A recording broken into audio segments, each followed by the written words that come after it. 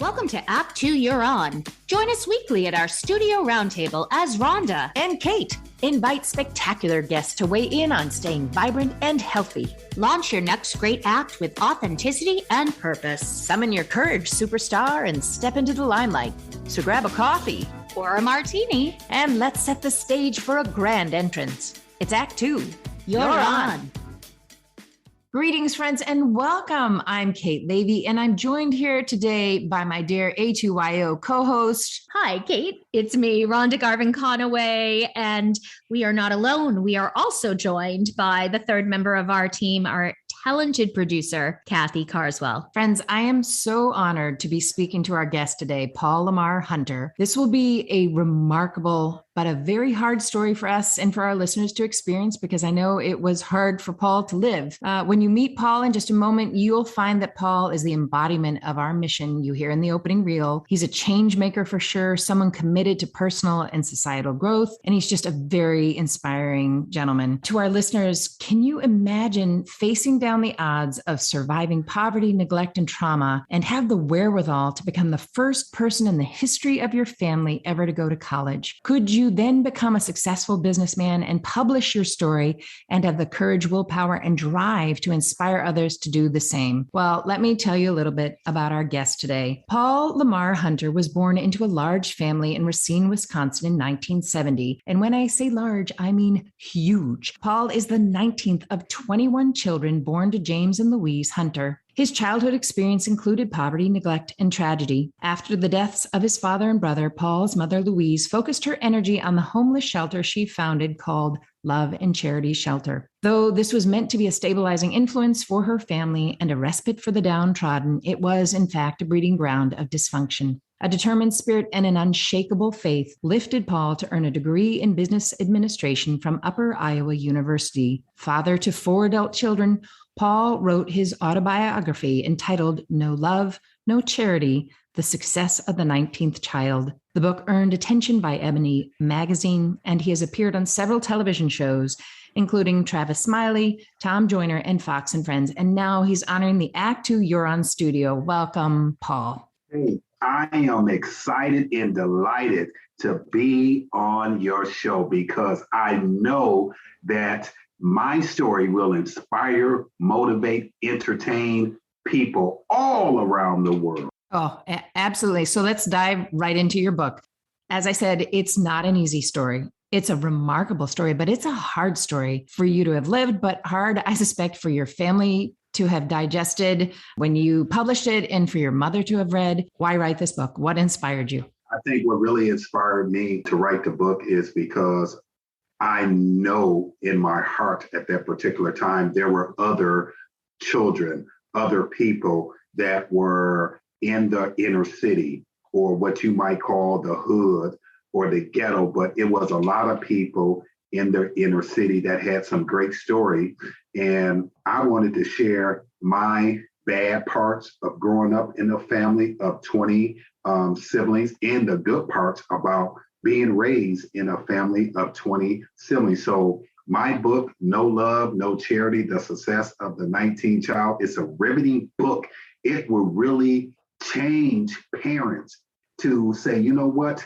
I have to change my paradigm. I have to change those old beliefs and adapt new beliefs into my parenting style. So the book, it's been adapted into a screenplay. At this particular time, we are closing in on the movie deal with some amazing people that I am negotiating with and having fun, having a conversation and just sharing my personal story of success inside my book. And a lot of movie producers that read my book can't believe that I'm still alive to tell the story today. Okay, I already have 5 questions, but let me jump into the first one. I think the word adapt is super powerful, especially in the context in which you just used it. So I wonder, what should parents be doing? How do we make a change? Act 2, you're on. We have this platform to say, okay, it's time for us to create change, be in a state of change, welcome change. What is it that would be the difference for folks? What would you say to I parents? think that parents need to understand that they are parents and they are not their children's friends. I saw it in my own family, even as a father myself. You cannot say, I like this daughter or that son better than this daughter. You can't play favorites. You must have structure. You must have discipline. You must be loving. You must be caring, and you must have boundaries as parents. With that in mind, you had your own experience.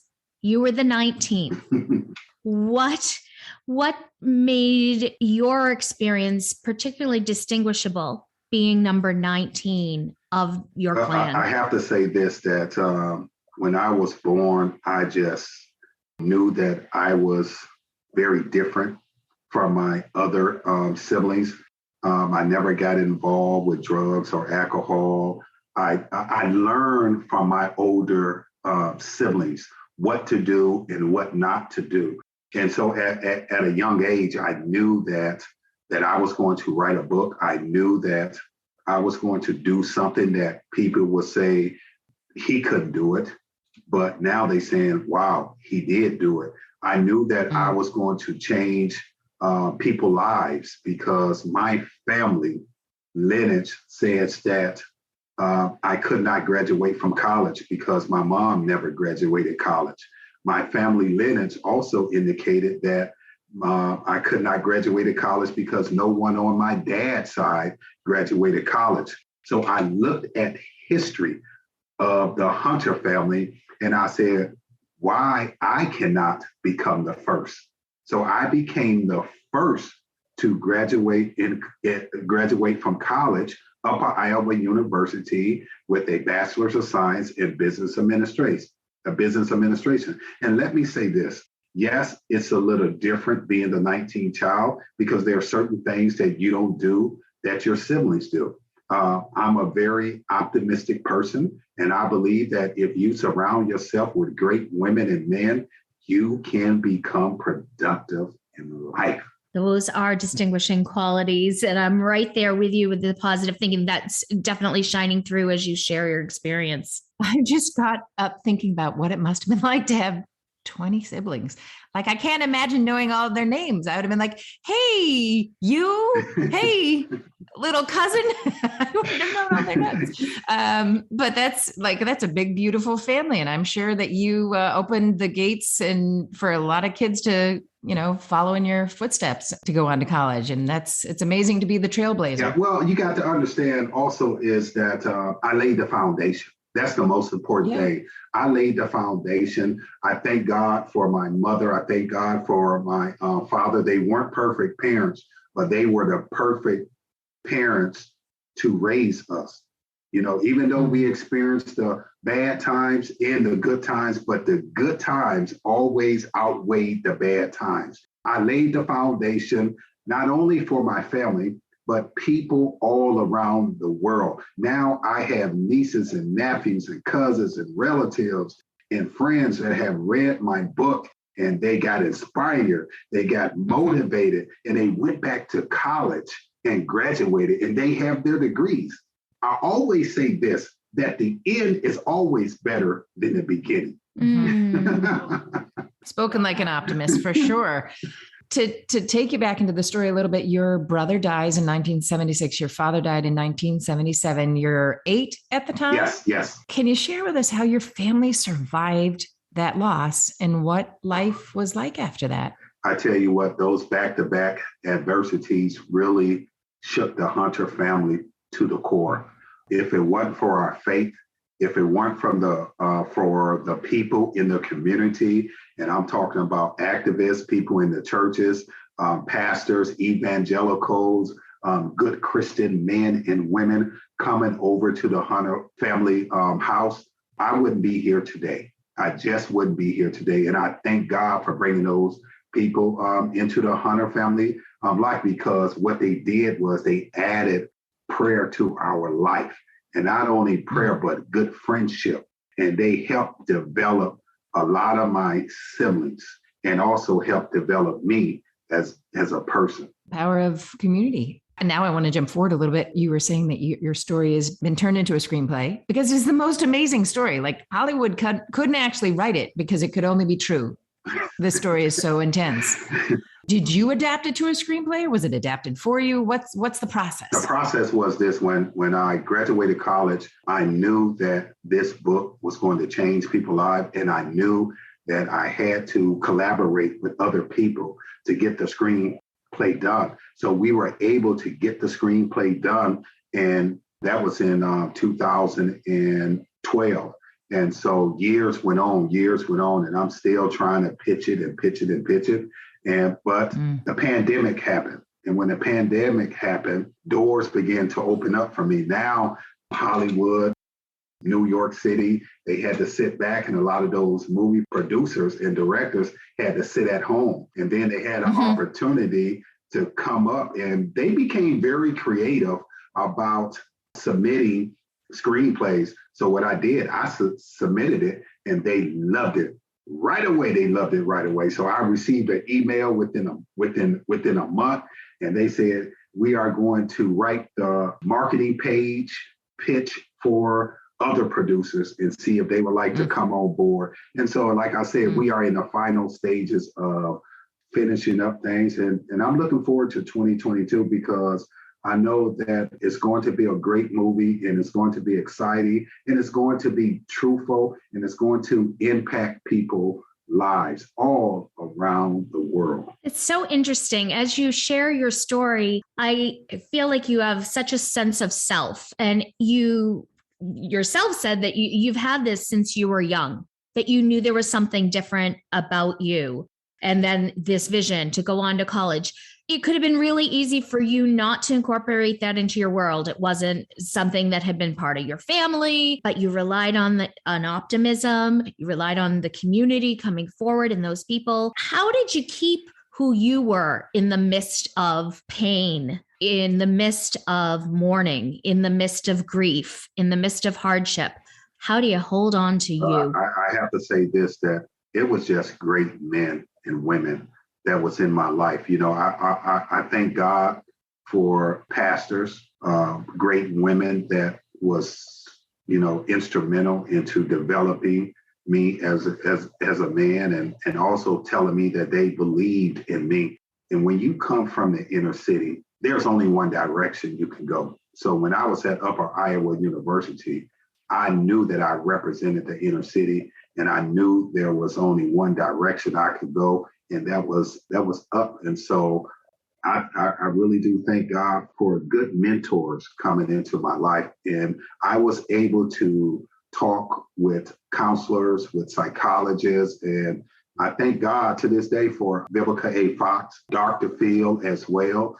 They were very instrumental in making sure that I get the help that I needed as a person. And there's nothing wrong with talking to a psychologist and letting them know what type of background that you come from and what you had experienced in your life. So the book was very cathartic for me because it relieved a lot of pain and a lot of anger. And what it did, it brought the best out of me. And so there was things that I thought I couldn't do, but I ended up doing it. Love that. Oh my gosh, so many good stuff. When you do this thing that you think you're doing it for one reason, and then it ends up affording you an opportunity to heal and learn and find a pathway forward. That's pretty remarkable. So there's a book about your mom and her humanitarian work. And when you started to write your book, did you consider yourself a writer, or did you just have this compulsion, like, I have got to write my version of this story? I just wanted to write my version of the story. Like I stated, that my mom was not perfect, but she was the perfect person that God created to birth 21 children. So if you ever do the math, you will discover that my mom stayed pregnant for 15 years and 9 months. So she won more championships than Michael Jordan, Shaquille O'Neal. You know, she won more Super Bowls. She won more Super Bowls than Tom Brady, Joe Montana. You know, I consider her a winner. So she wasn't perfect, but she was a winner. I hear that. I know what I love also that you're talking about resources, right? The resources we have in people in our community, going to professionals, if that's what is going to be something that helps you access healing or better understanding of yourself or what you want to do in the future. Let's talk about this other thing, money. Act 2, you're on. You have gone through many acts in your life to arrive at this one moment. And I'm thinking about our audience and hardships people have experienced themselves. We have these resources in the people that we love, in our educational opportunities, but there's the reality of the world we live in, right? Yes. That we have to pay for things. And you admittedly came from a place where financially your resources were limited. Tell us how you filled in that gap and what that looks like. Help us to understand your story so it maybe could help some of our listeners out there. Well, a lot of my resources that I use came from the community, nonprofit organizations. There are some great nonprofit organizations out there. You can also call 211 from your cell phone or your home phone, and then you'll be able to speak with a representative of 211, and they can guide you where you can go and get the free resources that are available in the community. And so people need to take advantage of that. You can't be afraid. If you're hurting, you have pain, one day you might take it out on somebody else. Call 211 and say, hey, I need some help. Even if you are suicidal, you can still call 211. You can call 211 for food, for hey, I need rental assistance. You need to take advantage of the resources that are available in your community. And thank you for modeling that. And there's often a stigma about seeking therapy or help or saying I'm suffering.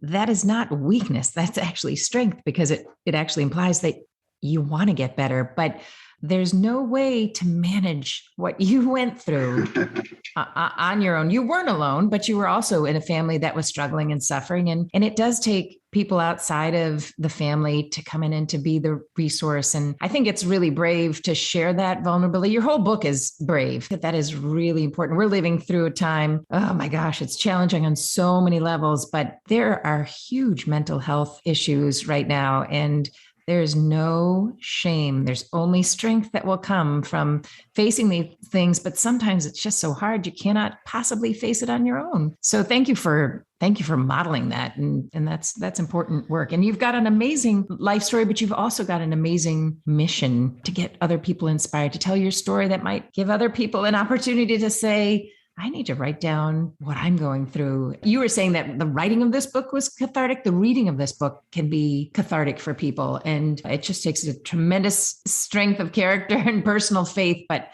I'm not surprised that you got a quick email back. I don't think that ever happens. In a month's time, people respond and they're like, all right, this is incredible. We know good things are coming. We can't wait. We'll check back in with you too to hear how it is all going. But we're at this point in our conversation where we ask for a golden nugget, and it sometimes seems impossible. Like, could there be more wisdom that you could offer? But if there's something that you can offer to our listeners from your life experience, or something that you wish you'd known when you were coming up, if you could offer that to our folks. I wish I would have known that the end is always better than the beginning. So I want to close with these words and encourage young people, or all people, to understand that the end is always better than the beginning, that you are not pitiful. You are powerful. You are extraordinary. You are bright. You are beautiful. You are intelligent. Now go out and manifest all of your dreams, and you can change the world. Beautiful. And boy, raise my mug to that. Absolutely. But you know what occurs to me? Your title, No Love, No Charity, The Success of the 19th Child. But your title ends better than it started. Like, it's the hope of the success of the 19th child. That's a great story. Can't wait to see it on the big screen. And I don't think the story's over. No. So our podcast almost is. I am regrettably the one to say we're coming to a close, but your story's not over. Tell us what's coming next, Paul. Well, what's coming next is that I will be making appearances on the Nick Cannon Show.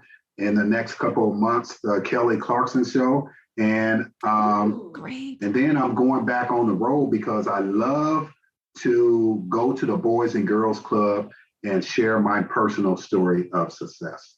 Well, that's the best part. I think I've heard. I want to see the movie. I want all of it. But the fact that you'll have face-to-face, in-person time with those young people, that's everything. Yeah. Thank you, Paul, for joining us for today, but also for the good stuff you're doing for the world. We're grateful for the conversation and the incredible wisdom that you have shared. So thank you so much for making time for us. Hey, thank you for having me on. I really appreciate it. Special thanks, of course, to our talented and skilled production partner, Kathy Carswell, behind the scenes. You can learn more about Paul at his website, paullamarhunter.com. Absolutely. And so it's left to me to say, go forth, be brave like Paul, live well and do good, because it's Act 2. You're on.